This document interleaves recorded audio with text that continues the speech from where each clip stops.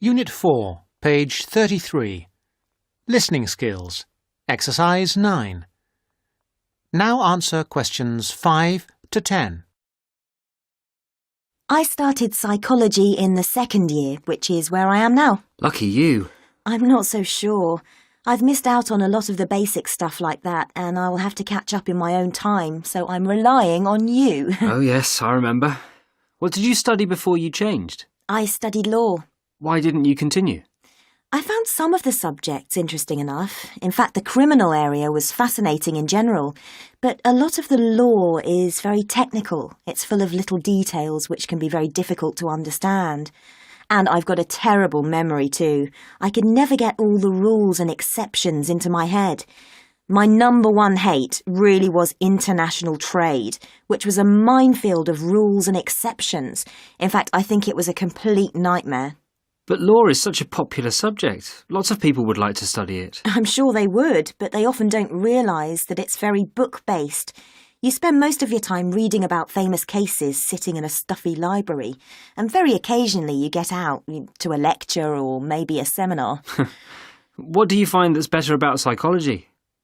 Most of all, I like the experimental psychology we have to study. This involves doing something, so it's practical, and with any luck you can make a small, very small, contribution to knowledge. And it is so useful in many careers, for example, business, commerce, education. Law is too, you know. Yes, but the training is so long. You have to spend at least another 2 years on a professional practice course before you can start working. No, I'm happy with psychology. Well, as a psychology student too, I must say I agree with absolutely everything you've said, of course. Unit 4, page 34. Speaking skills. Exercise 4. I can remember a teacher called Miss Nichols really well. She was a teacher I had when I was about 6 years old. She taught all subjects, not anything in particular. Physically, she was quite ordinary. She was about average height, thin, and with grey hair in a bun. She looked how you would expect for a person of her age. I would say she was about 50 years old.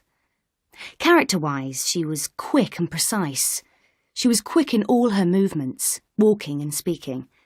And she spoke very precisely. She was a yes or no kind of person. Of course, before I moved into her class, I was terrified of her.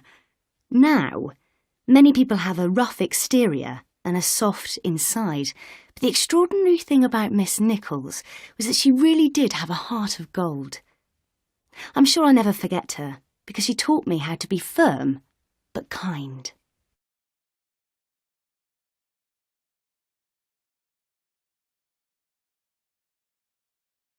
Exercise 12. A. Sarah has lots of imagination and ideas. I can't imagine our office without her. B. Bill is able to motivate other people, and he has a high level of motivation himself. C. Jack has an optimistic outlook, whereas Tom is one of life's pessimists. D. Jack is an artist and deals with our publicity, but Tom is very artistic too. Unit 4, page 37. Exam listening. Section 4. You will hear part of a lecture about the school calendar. Listen carefully and answer questions 31 to 40. So, having seen that the 6-term system has passed the test of cost-effectiveness, we can move on to the educational aspects of this arrangement. Firstly, all the terms would be approximately the same length. Instead of terms up to 13 weeks, which we have now, there could be a repeating pattern of 7 weeks of term time plus 2 weeks of vacation. This would be repeated 6 times per year. How does this affect the effectiveness of the educational provision? The most noticeable result would be that the very long summer holiday would be reduced in length. This byproduct of the 6-term system could be beneficial. There's plenty of evidence of huge learning loss by pupils during the summer holidays. By learning loss, we mean the amount that pupils forget or lose during a holiday break. Ashley carried out a number of analyses which showed this conclusively. He investigated 39 studies examining the effects of summer holidays on standardized test scores. His analyses indicated that summer learning loss equaled 2 weeks to 7 weeks of instruction. On average, children's test scores were 3 weeks lower than when they left school in the previous term. He also found differences in the learning loss effect according to subject.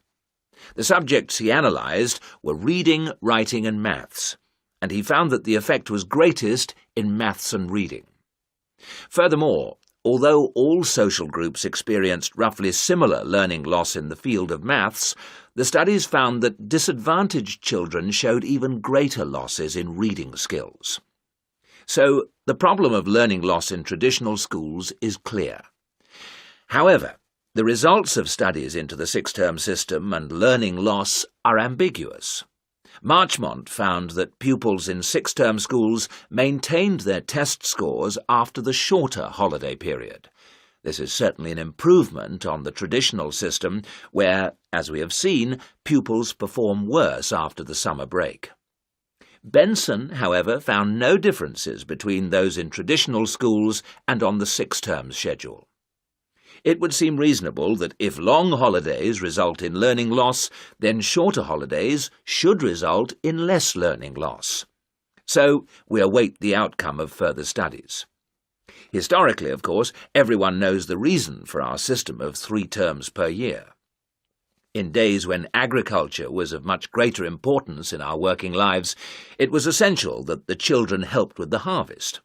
Later on, this changed, and more people moved into the towns. But then there was a new problem. Before air conditioning, it was very impractical to try to teach children in the summer months. Nowadays, that's no longer a barrier. One way of providing something different is the summer school. Here, there is a completely different kind of educational provision. Cooper and others investigated 93 summer schools and the results they achieved. They all had a positive effect on learning. Most summer schools, of course, have small classes, and class size was shown to have a positive effect. Additionally, summer school children usually benefit from a great deal of parental support, not least because payment of fees is involved, and this, as so often, was shown to produce very good outcomes. Results were most impressive, in maths in general. Unit 5, page 41. Listening skills, exercise 5. You will hear someone giving instructions to staff at a festival. Listen carefully and answer questions 1 to 3. Good morning, everybody. I'd like to welcome you to the Castle Pop Festival. My name is Sandy and I'm the General Manager of Castle Pop Entertainments, and I just want to take a few moments to mention a few things to you before you go and have your detailed briefings in your work groups. You all have a copy of the plan of the festival grounds. Now, most things are obvious, but I'd like to point out first the visitor toilets here along the side of the main area. Kindly do not use these yourselves. Your own facilities, the staff toilets, are beside the breakfast tent. Also, there are public telephones behind the stage. I mention these two things because they are places that visitors often ask for. For yourselves, one of the most important places is the staff meeting point. This is new this year, and the only thing to remember is that it exists and that when you refer to a meeting point between yourselves, you need to make clear which one you are talking about. The staff meeting point is between campsite 1 and the disabled viewing area. This is not marked on the general maps, but it is marked on the maps you've got there. The visitors' meeting point is, as you can see, in the centre of the main area, between the breakfast tent and the entrance. Now, another important facility is the first aid tent. This is a big round tent, so you can't miss it. It's on the right-hand side of the entrance, again as you come in. There are many other first aid facilities all over the festival site. In fact, there is a first aid box in every tent and sales point, but this is the central point. Finally, I wanted to mention the security on the site. Every year the festival gets bigger and bigger, and so every year we have to increase the security arrangements. We have a number of small security offices, one being near the entrance, but the main security office is opposite the disabled viewing area. It's next to the Old England pub, so that the officers can keep an eye on what's going on there. And of course, in that office there is a full supply of first aid equipment too. And don't forget, those of you who can't wait till you get your pay at the end of the festival, there are some cash machines in the wall of the Old England pub. Unit 5, page 41. Listening skills, exercise 7. Now answer questions 4 to 10. I do hope you will enjoy working with us this year. It's always good to see some of last year's faces back with us again. We hope this year to put on an even better festival than before. The first year we put on a festival, we called it the Mountain View Pop Concert. And it was a pop concert rather than a festival. We held it inside the castle, and you could see the mountains in the background. It was very small and personal. Then we held it in front of the castle, with the castle in the background, and then we started calling it the Castle Festival. Now, this year, we have moved further away into the fields. The advantage is that the castle and the mountains are both there in the distance, but we have as much space as we want in the fields. The only problem with the fields is that sheep use the fields during the spring months, and they leave little messages for us all over the place. So please be careful and encourage the visitors to be careful too.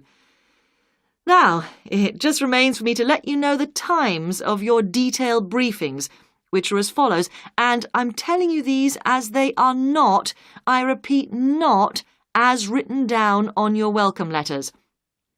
Those of you who are working on the children's zone, your meeting is at 2 p.m. in campsite 2. Those of you on the security team need to meet behind the stage at 3:15 p.m. For the people on first aid, please do not meet in the first aid tent. There will not be enough room, but meet at the entrance gates at 4 p.m. Finally, we need everybody, and I do mean everybody, on duty on Monday morning at 8 a.m. for the final clean-up. I'd like to remind you that Monday is the final day of work, not the Sunday. People not coming to the final day will lose 50% of their pay. The meeting place for that is campsite 1. Now, good luck, and let's make this the best festival ever!